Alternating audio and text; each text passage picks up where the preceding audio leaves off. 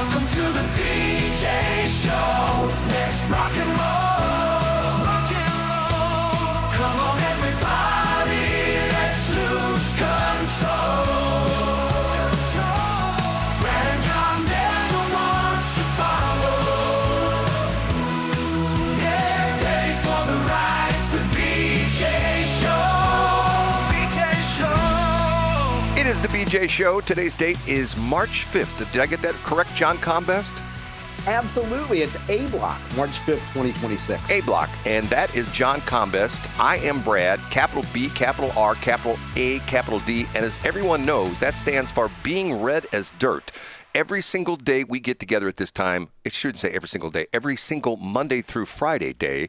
Otherwise, I'll be corrected by John Combest because there's the difference between daily. What's the difference again? You always brought this up again. What's the difference again? Daily and weekly or what? What's the deal? Daily means 7 days a week. Weekday means Monday through Friday. There you go. Okay, we're together every weekday, 7A to 8A, and then you can listen to the show afterwards at bjshow.co or bjshow.us. But every single day, John Combest puts together this incredible list of all the important stuff you should know going on in the St. Louis area and beyond, all over the state of Missouri. Now, many articles there, so what John does, he uses one of those St. Louis Public Radio terms, and he curates all of his stories and gives us the top three. And we bring this guy to calm him down. I'm Casey Kasem. And he starts off with, as you can imagine, in third place. Here's a statewide story that surprisingly has a cameo, nay, a co-starring role from someone familiar to those who follow news and elections in the Westplex. This story is brought to us by Marshall Griffin of MissouriNet, or as the late, great Steve Walsh would say, the MissouriNet. I actually had this story up yesterday, but we had so much great news in the top three that I didn't get to it, and I wanted to save it for today. So you can find it by going to johncombest.com and clicking on the day that says Wednesday, March 4th, 2026. Let's get into it. A Missouri House committee is debating whether to back a bill that would create an independent, quote, Office of Transparency, end quote, within the State Department of Corrections. A woman named Sharon Jones from the Missouri State Conference of the NAACP. Sharon's actually a white woman. You'll often find her on This Week in Missouri Politics, but I digress. She testified in favor of this bill at a recent hearing. She says an independent transparency office within the Department of Corrections will benefit staff as well as inmates. And she says, quote, I can tell you that corrections officers are facing terrible working conditions on a daily basis, and the internal reporting does nothing to help them. In fact, a lot of times they get retaliated against. So there were a few other quotes. They had a quote from a former prison inmate who believes there's no neutral party you can bring your complaints to without getting retaliated against. Uh-oh. Here comes an appearance from a name you, Brad, are familiar with. Two people testified against this bill in writing. Now, one of them, Brad, is a woman named Sarah Berry. She submitted written testimony opposing it because she doesn't like the idea that folks can just come in and out of a Department of Corrections facility as long as they have one of these independent titles. She's worried about access there. But the familiar name, Arnie Dienoff. Now, before we continue, I used to mispronounce this name and call it Arnie Dienoff, call the gentleman Arnie Dienoff. And then a listener corrected me. I make mistakes all the time, so I appreciate that correction. Arnie Dienoff, a self-described state public advocate, said the proposed, quote, Office of Transparency, end of quote, would duplicate existing services while costing the state at least $500,000. And here's what Mr. Dienoff says. There is currently a State Department of Corrections inspector and internal affairs at all prison locations throughout the state. So in other words, Arnie is saying this is duplicative. This is just some kind of a make work program, and it's completely unnecessary. If you think the story ends there, au contraire. In today's edition of the Missouri Scout newsletter, it's a paid newsletter that's put together by, of course, Dave Drebes of Missouri Scout. Dave includes a link. There was a testy exchange at the end of Mr. Dienoff's testimony. He was wearing, of course, a bright red, white, and blue patriotic themed shirt. And he got in a little bit of a verbal tiff with a gentleman named Bill Lucas, a state rep from DeSoto. And Mr. Lucas, Representative Lucas said, "Excuse me, I think you should refer to yourself as a citizen. You call yourself the public advocate, but let's be clear, you're just a citizen." So, excuse me, pardon me for that cough. It would appear as though there was some sort of heat ahead of time, I'm guessing, maybe some backstory between Representative Lucas and Arnie Dienoff. Maybe they've clashed on previous things before, but it's pretty rare to see in my opinion, to see a direct heated exchange between a representative and a witness there. Your friend and or at least acquaintance, Arnie Dienoff, once again making news in Jeff City. And for those of you, should I give an explanation of those of you who don't know who Arnie is? Yeah, please do. Arnie is a guy who lives out in St. Charles County, and Arnie is every single county council meeting, I think he's at every meeting of any governmental organization. I've heard he shows up at the various cities, O'Fallon, Wentzville. He shows up at I think SCAD, the St. Charles County Ambulance District, has a meeting they have, and he shows up. And I have to be honest with you, John, a lot of the stuff he talks about is really good stuff. You know, it's not like he's saying we should have docking stations for UFOs on Highway 94. He's not that kind of a guy. He's just one of these guys. He's got an opinion about everything. Now, I have to be honest with you. The representative calling anytime anyone says just that's always to me like an insult. You know what I mean? You mean if Arnie refers to himself as "I'm just a advocate," or do you mean it's offensive for and I might not be quoting him directly here, but his point was you are a citizen. You are not a public advocate. You're criticizing what the representative said, in other words. Okay. In an era where I can, this morning at 8:30, stand up in front of my leads group, which I'm going to, by the way, John, I got to duck out right at 8 o'clock. I'm aware. I can stand in front of my leads group and say, I'm actually a woman. I'm not a man. You know, I mean, why can't you identify as what was the term again? Public advocate, I believe, is what Arnie calls himself. Arnie should have said, "Sir, I can identify as anything I want, and I'm a public advocate." And then everybody would go, "Whoa, he's identifying as a public advocate. We can't say anything bad now." Get what I'm saying, John? That's the way things are now. Yeah, he could have also identified as a furry. I think that's what the kids are into these days, or too. Furry. What we have the other day? Identify. What was as a frog? Oh, the frog people. They and Brad. In fact, we had a listener who told us that, and I don't want to give away too much, but we had a listener who says they have a connection to the Portland Frog Group. And I love the person that texted me this. And I didn't want to follow up, especially with you, because you would want to get leadership of that group on the phone. I want to get them on the phone, and I'm going to ask them what it's like. Did you know that people cut a hole in the back? Yeah, we know, Brad. We heard you talk. So, yeah, it was frogs, Brad. And we know someone, a valued and loved listener to this show, has a deep connection with that frog group, and we will not be interviewing them on the air. And for those of you who don't know what we're talking about, there was a deal at the State of the Union address last week. There was all of the counter protest, and the lady from Portland, the representative who represents the Portland area, stood up on stage, and she said she was proud to be associated with the Portland Frog Brigade, and it's a bunch of people dressed up in inflatable frog costumes who jumped around on the stage. And I just thought to myself, okay, we've just lost it. This guy, makes me yearn for old school Democrat activists, which is the subject of story number 2. Up a notch to number 2. A headline from Matthew Pilger of MissouriNet. New federal labor statistics, pardon me for my throat today, Brad. New federal labor statistics show that 9.8% of Missouri's wage and salary workers belong to a union in 2025, placing the state just under the national union membership rate of 10%. So 10% national, 9.8% in the state of Missouri. Missouri recorded an estimated 271,000 union members. According to state-level data, the U.S. Department of Labor cautions should be interpreted broadly due to small sample sizes. Nationwide, 14.7 million workers were union members last year, a figure that remains largely unchanged since 2024. Union membership rates varied widely across the country, ranging from below 5% in some states to nearly 25% in some other states.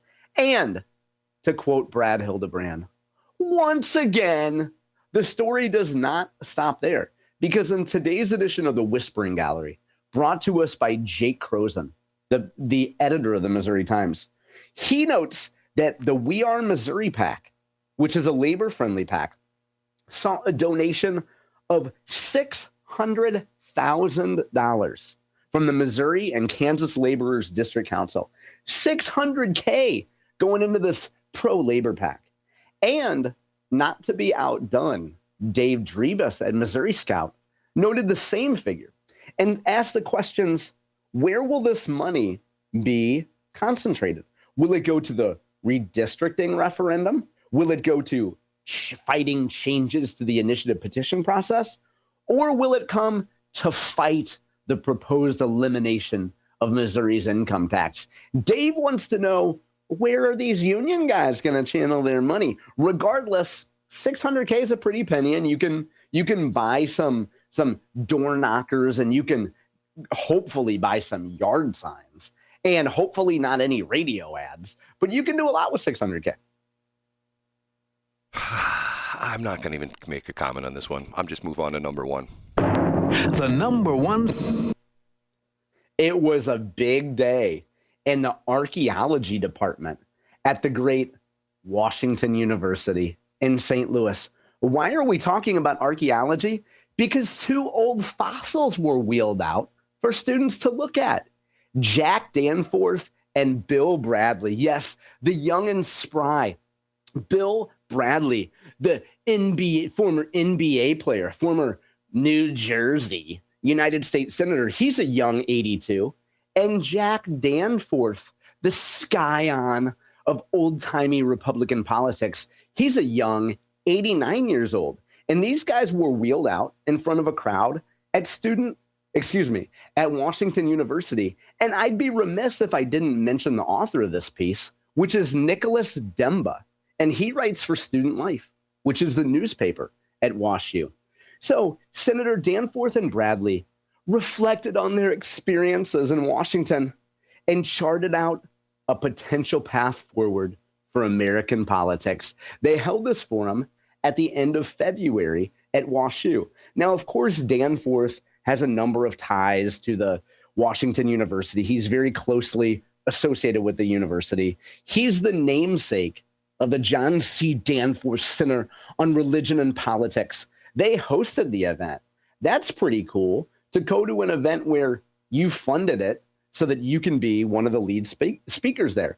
And Bill Bradley still goes around the country. Bill Bradley's spoken at WashU a number of times. He has a great relationship with Danforth. So these two old timers sat around and kvetched a lot about the way things used to be. And, oh, in my day, things were like this and things were so much better.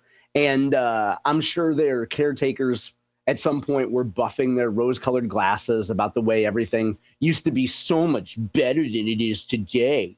Now, John Danforth usually goes around just criticizing Josh Hawley and Donald Trump. Pardon me. Now, the reporter notes, quote, while the two rarely directly referenced Donald Trump during their discussion, both condemned the recent ICE raids and shootings in Minneapolis. Normal people would refer to that as instigation of ICE officers by anti-ICE activists.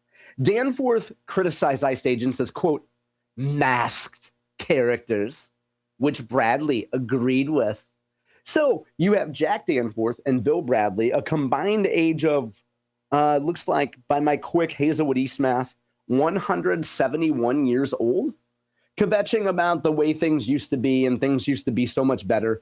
And their point, to be fair, was that in the old days, senators would get together and be palsy-walsy and have respect for each other. And I would imagine, like a lot of these tales, when Danforth and Bradley both came into the U.S. Senate, they were greeted by a bunch of old-timers who said, everybody's so mean to each other now.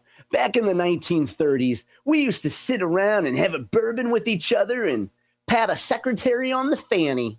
So every generation looks back, gilds the lily a little, pretends that things were much better in their day.